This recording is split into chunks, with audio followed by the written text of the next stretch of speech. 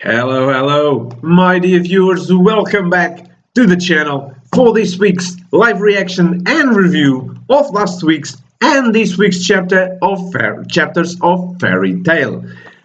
Let me remind myself of the numbers. 524 it's last week's chapter and 525 it's this week's chapter. So let us begin with the sort of review / opinion of last week's chapter. To begin with, we have some informations about the Fairy Tail movie Dragon Cry.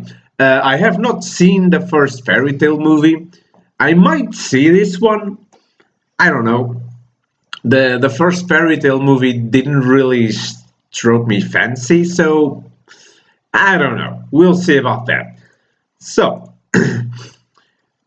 this chapter started in a very good way. Technology showing up in the end of the last chapter was really something very cool. And now, what it did in this chapter, the guy just straight up went and kicked Aylan's body just like if it was nothing.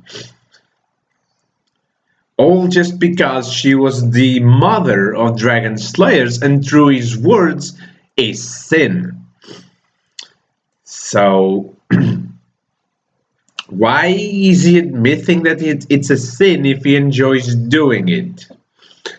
Like, is there something going on in his mind? Does he have some sort of... I mean, he is crazy, we do know that. But is there something, pathologically speaking, that allows him to keep remorse, but still he can't shake off that feeling? He can't stop doing what he does. Imagine sort of like Gollum after he fell under the effects of the One Ring. Like, he knew some things about his past. He knew that he had done things wrong, but he was still drawn to the power of the ring, much like Bilbo, much like Frodo, and everyone who came into contact with the One Ring, for that matter. So maybe it's the same thing with technology, but with dragon blood instead of the One Ring, because this is Fairy Tail. So... but I don't know. Technology is just straight up crazy. And the scene stops right there. It's a very small scene. Just technology going in and kicking Aylan just like if it was nothing. Okay. And then we go to the guild where Natsu is facing off Zeref. An exchange of fists and whatnot.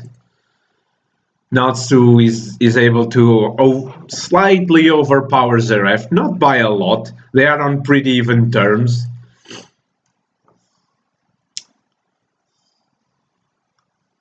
But yes, and Zeref states that Natsu no longer has that mark power he had, which is a bummer because we didn't really got to see what that was all about. Because Happy just came in and say, "No, please stop," and yeah, we didn't actually got to see what the Ignil's power was all about.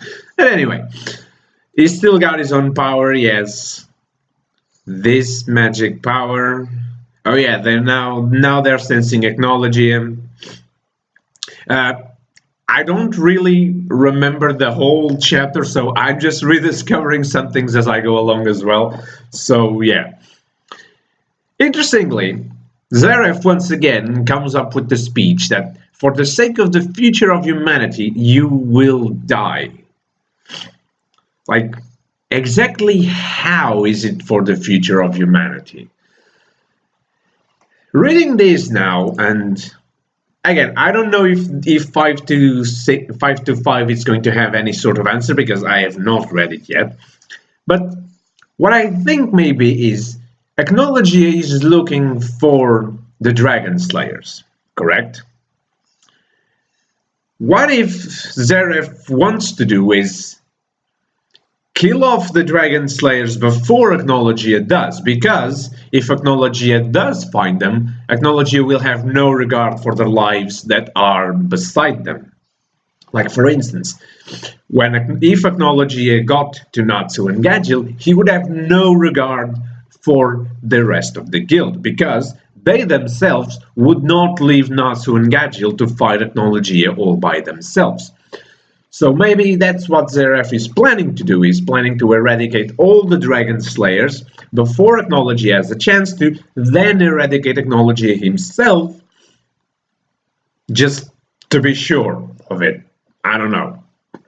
It's a pretty far-fetched theory if you ask me, but hey, welcome to the channel where we have some far-fetched theories here and then. But anyway, we go to the meat of the chapter, August versus Cana and Gildarts. I say Cana just as a commodity because really she's not doing anything, and thank God she isn't, because I was scared when Cana was about to unleash Fairy Glitter, because it's no surprise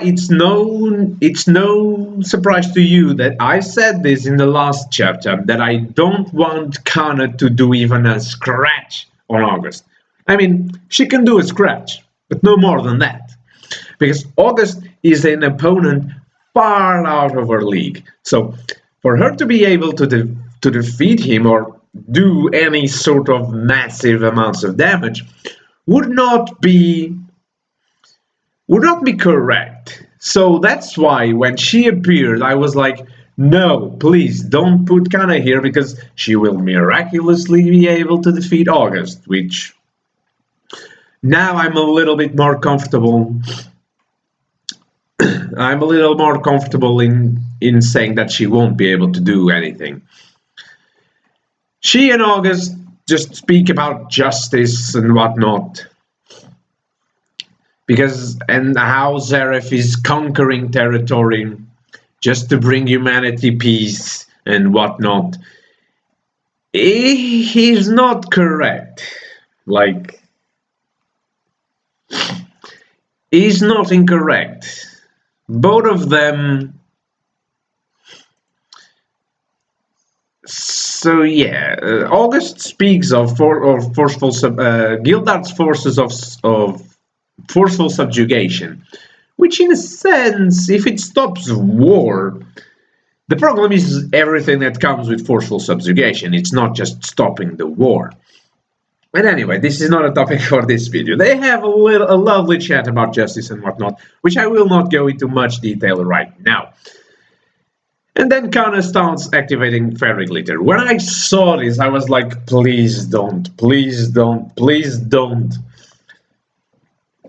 Because I was really concerned that she would be able to do something to August. I would be fine if he had just had a scratch or anything, but I'm even more fine with him just emerging unscathed all of the whole thing. So, and now comes the scary part of the chapter. I mean, scarier than the beginning of the chapter. August just goes on about, on a talk of, do you love your father and do you love your child? And then he says, the one thing I have yet to learn out of all the magics I know, and I know them all, is the unconditional love shared by a parent and a child. And then he just goes and says, if by any chance your daughter were to perish before your eyes, I do wonder what sort of emotions would you feel. And Gildarts' face is priceless. I mean, not priceless as in it's funny or anything, but I don't think I've ever seen Gildarts with this face. Normally, if he does a funny face, is either on a funny situation or in a jester kind of way. I believe this is the first time, and please correct me if I am wrong, this is the first time we've seen Gildarts with a scared face like this. The strongest mage on Fairy Tail is scared. Understandably, it's because of his daughter. So, what do you say we move on to the next chapter and find out where this is gonna lead? Let us do so. 525 of its name. Why was His Majesty's children not loved? Okay, you mother trucker. Just try laying even a single finger on Cana. I'll show you a special hell that puts that to shame. You get him. You stupid, don't go falling for the enemy's provocations. She is correct. But anyway. Ooh. August just whirls him around. So all children love their parents, and in turn, parents love their children. Well, yeah, normally, yes. Anyway, this is fairy tale where family just comes around the corner. In that case, then pray tell me, why was His Majesty's child not loved? Ooh. Stay back, Cana. How long are you going to treat me like I'm still just a kid? I'm a grown woman, I'll have you know. Aww. They grow so fast. Might Gildarts be thinking now. They grow up so fast. So try giving me some independence, why don't you? Lady, you've been independent since you were a kid. You grew without a father and possibly without a mother, didn't she? She grew in the guild, so nope, I could never let go of my little girl. Why was His Majesty's child not loved? Yeah, we get it. That's the name of the chapter. Please do not repeat it that often. I must protect father. Oh. Wait, what? You meant to tell me Universe 1 was dispersed in the meantime, so yeah. Okay. Natsu versus Zeref once again. And they are once again pretty much on par. Gray, Lucian, happy you're all at the guild now, are you not? You must leave immediately. Oh, it's Mavis. I am also close by. Please, everyone, you must convene with me right away. We can't just leave him here. Believe in Natsu and in me. Natsu's fate is completely dependent on you all. Okay. What you mean by that? I'll fill you on the particulars after we've met up. There's a possibility that the enemy is intercepting my telepathy. Let's go. We'll only get in Natsu's way if we hang around here. Natsu don't lose. Got it. Damn right. What fun this is. I must defeat you here and now, or the future of humanity is doomed. Yes, yes, yes. Winter is coming. Winter is coming. Well, after 6 seasons, the winter finally came, so who knows? Maybe one day in chapter 600 and something, or whatever, the doom of humanity's future will come as well. And yet I'm having so much fun. Could this be caused by the curse of contradictions? Or is it simply my own emotions? I'm not entirely sure. Either way, I'm absolutely giddy. He looks happy. Okay. Oh. Hey, that's no way to treat your uncle, you know that. So show some respect to the man, goddammit. Okay, father, I made it in time. Damn, it's the nap out of it. While the enemy is flustered, hurry up and kill this hindrance and be released from the curse of your own younger brother. Let his pure white soul ascend to the free heavens. Oh god, you should not have said that. I think I know what's going to happen now. Okay. Okay, we have a sort of a flashback. This is impossible, this reaction live from within Mavis's body. Should I leave it as it is, or kill it? Let live, kill, let live, or kill, let live. Oh! Zeref has grown restless. His distant, aloof heart has finally begun to rampage. Do not interrupt us. Why was His Majesty's child not loved? To be continued in chapter 526. My name is. Okay, I gotta say a little bit of a sudden ending. This flashback here doesn't make the whole sense of it, but like, because it seems thrown out. Like, was it just to what's the relation between Purahito and Zeref? I mean, they have known each other. In fact, Purahito and all the remaining founders of Fairy Tail, they trained magic with Zeref, didn't they? Yes, I'm pretty sure they did. So, but Zeref wasn't there when he said it. Why throw the flashback there just because? I mean, the chapter was good, apart from the incessant repeat of why was His Majesty's child not loved and whatnot.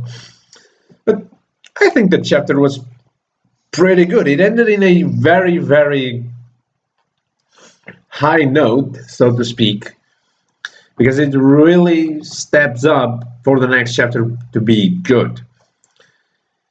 I think we'll finally understand what exactly is Rahkeid. How is he Mavis and Zeref's son when they clearly have not, if not only by the fact that she was like 13 and then she was put in a lacrima for the next God knows how many years, but hey, because science. That's the answer for everything, because science. And speaking of science, it has nothing to do with this. This concludes this week's chapter and last week's chapter of Fairy Tail. I really hope you guys have enjoyed this video and enjoyed my opinions on the chapter. Please do share with me your opinions in the comment section down below. As I've always said, and I haven't said for quite a while, the comment section down below is yours to use and abuse within measure and education, of course. Let us remain civil. I really like to hear from you guys, so please use the comment section down below to your heart's content. Coming right up, we have last week's and this week's chapters of the 7 Deadly Sins, so stick around and I'll see you in a bit. Bye bye.